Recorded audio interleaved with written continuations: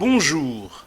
Citoyen TV, la chaîne de l'Afrique digne et de sa diaspora, vous présente les brèves. Au sommaire, diaspora, mobilisation, Ovajab, Afrique Média par M. Bandakani, Chine, Afrique, et pour finir, Syrie. Tout de suite, diaspora, mobilisation.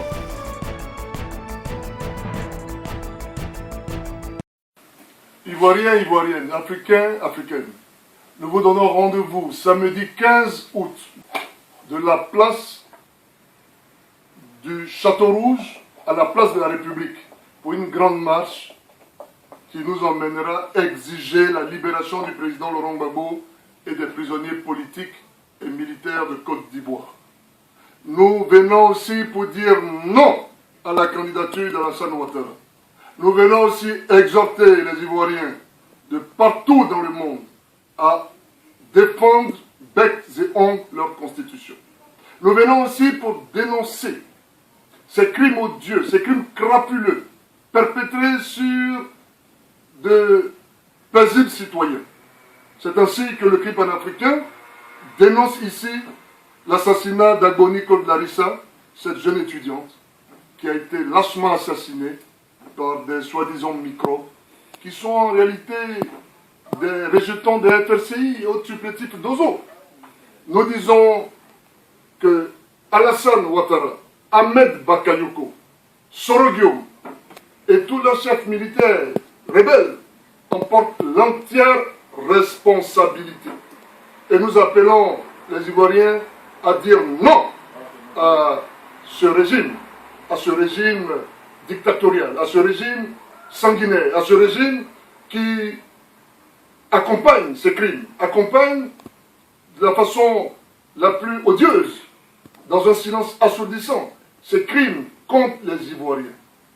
Rebellons-nous, chers amis, rebellons-nous, chers parents, disons non à Alassane Ouattara, disons non à cette dictature qui ne fait que tuer nos parents.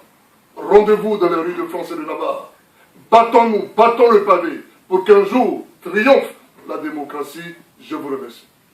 Tout de suite, Ovajab. Serein, la lutte continue contre la voyoucratie occidentale.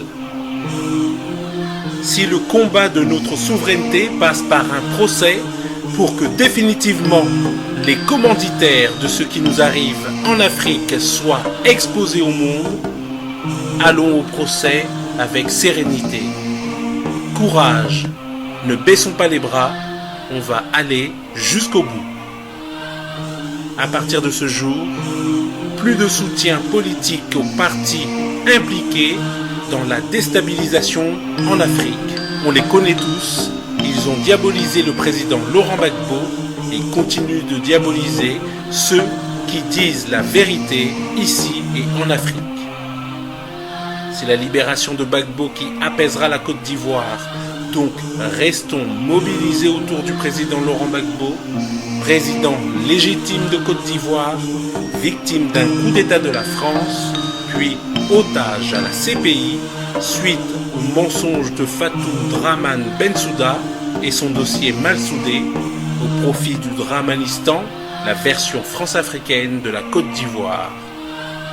En effet, la Côte d'Ivoire traverse depuis 2002 une profonde crise engendrée par une rébellion armée soutenue par la France. La situation s'est aggravée depuis que Laurent Gbagbo, président constitutionnellement élu et investi, a été livré le 11 avril 2011 par l'armée française à Ouattara et déporté le 1er décembre 2012 à La Haye, où la procureure Bensouda peine à réunir des preuves contre lui.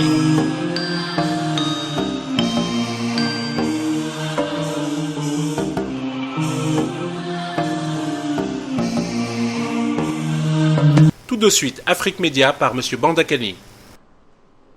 Pour la première fois, je crois, sérieusement, pour la première fois, on voit dans un pays où les journalistes, les médias sont supposés être unis dans le cadre d'organisations corporatistes.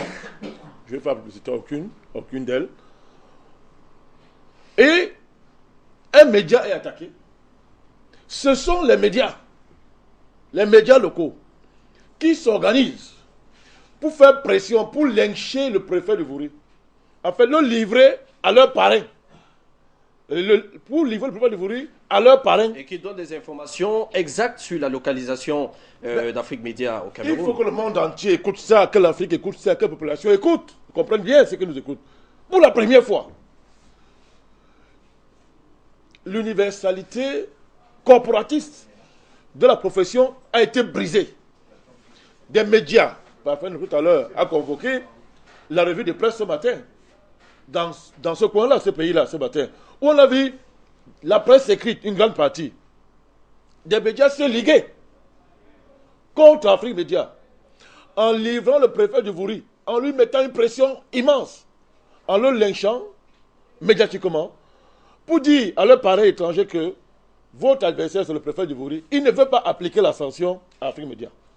C'est un événement, ça doit prendre date. Il faut qu'on note ça dans le lexique historico-médiatique de notre pays et de l'Afrique. Il faut bien noter ça. Mais nous n'allons pas nous tromper d'ennemis et nous devons le dire à notre peuple. Je l'ai dit, nous l'avons dit et nous le maintenons. Nous ne tomberons pas dans leur petit piège. Il n'y aura pas de marche populaire. Il n'y aura pas. Mais nous n'avons pas appelé les gens aujourd'hui à venir défendre leurs médias. Les populations sont venues, ce n'est pas dans la rue, hein. Elles sont venues protéger le site d'Afrique Média. C'est la différence. Nous continuons à demander aux populations de rester calmes, parce qu'il y a un piège derrière ces manifestations. Il y a un piège. Comment m'expliquez-vous que des médias occidentaux puissent se réjouir des attaques que subit Afrique Média? C'est de bonne guerre. Mais quels médias occidentaux disent que Boko Haram a bombardé à Yaoundé, à Bankomo, au village de Stéphane-Bia, et que Stéphane-Bia a été exfiltré. Nous l'avons dit ici la semaine dernière sur le plateau. Maintenant, ces médias-là locaux n'ont pas eu honte de prendre ça. Mais il faut tirer les conséquences. Pourquoi est-ce qu'un média comme le Figaro peut donner une telle information? Vous avez me dit qu'ils ne savent pas vérifier. Ils n'ont pas les moyens. Non, c'est qu'il y a un projet derrière. Il faut démontrer au monde entier que Boko Haram est sur tout le territoire. Créer la psychose. Fermer Afrique Média. Les populations entrent dans la danse. Les forces spéciales, comme elles ont fait au Congo-Kinshasa, vont infiltrer la marche. Elles vont tirer sur au moins 10, 20 personnes. Après, boum, les Français vont envahir le Cameroun. C'est ça le projet. C'est ce qu'il faut dire. Ça veut dire que c'est un prétexte. Mais je vous dis que... écoutez, quand vous lisez ce que... le reproche que le CNC, cette histoire-là fait à Afrique Média, mais ce n'est pas digne d'un commentaire. Est-ce qu'il faut commenter ça sur un plateau sérieux? Ils nous ont fait un reproche diplomatique. Je l'ai démontré ici. Peter Soka et sa bande, ils ont pris la place du chef de l'État, qui est le responsable, qui est le principal garant de la politique étrangère du Cameroun, pour apprécier les relations entre le Cameroun et la France et les pays étrangers. Puisque le reproche, c'est quoi? C'est qu'on dit qu'Afrique Média risque de créer un conflit diplomatique avec les pays étrangers. Je ne sais pas si on a déjà vu ça. Je ne sais pas. C'est ce qui est écrit. Donc le message est clair. Notre ennemi, on connaît, c'est la France, qui utilise le CNC pour attaquer le Cameroun.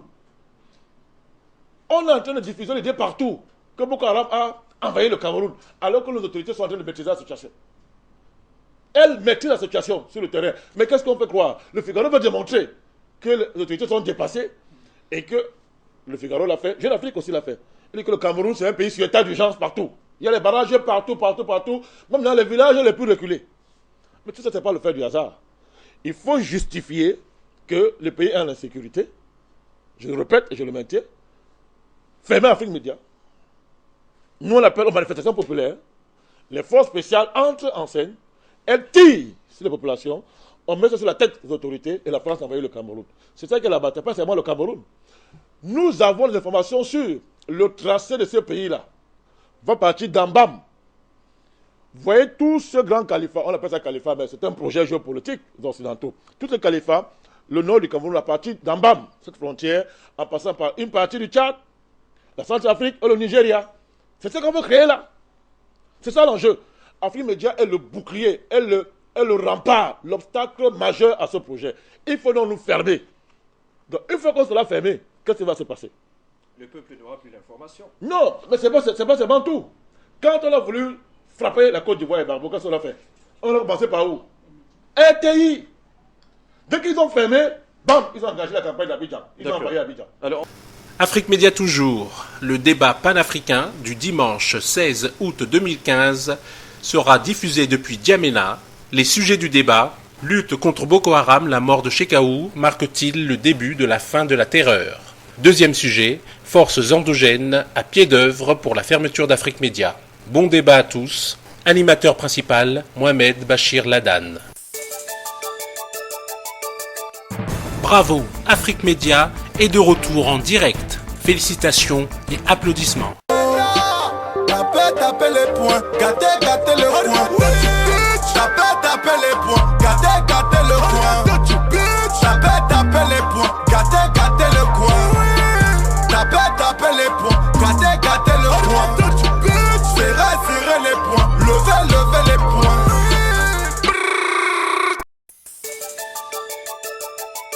Tout de suite, Chine-Afrique. Lo est une architecte de Nairobi. Elle s'est rendue en Chine en voyage d'affaires avec ses collègues la semaine passée. Après avoir acheté des matériaux de construction pour son projet, elle va partir à bord du vol direct de China Southern Airlines vers l'Afrique. Basiquement, nous voulions emprunter le vol direct et je sais que ce vol a été récemment mis en place. Nous sommes venus ici mercredi dernier à bord du vol inaugural de Nairobi vers la Chine.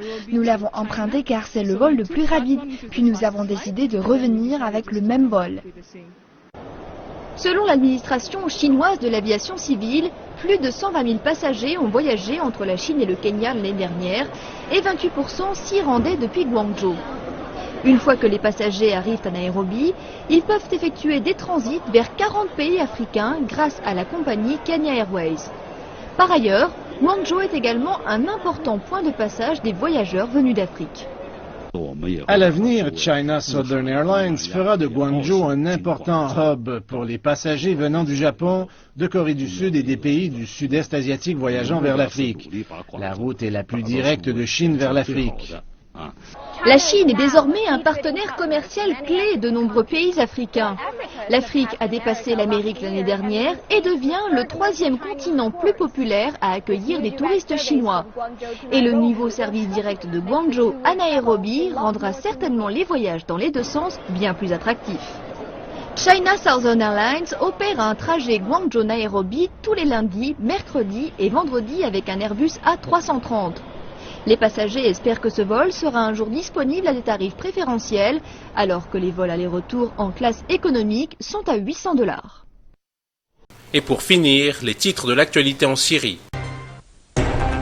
Des unités de l'armée éliminent des terroristes dans plusieurs zones à Daraa et Quneitira.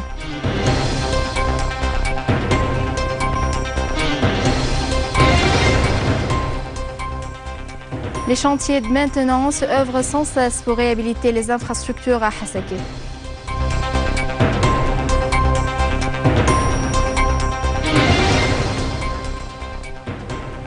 Arrestation de 15 terroristes en Égypte dans des campagnes sécuritaires préventives contre les groupes extrémistes.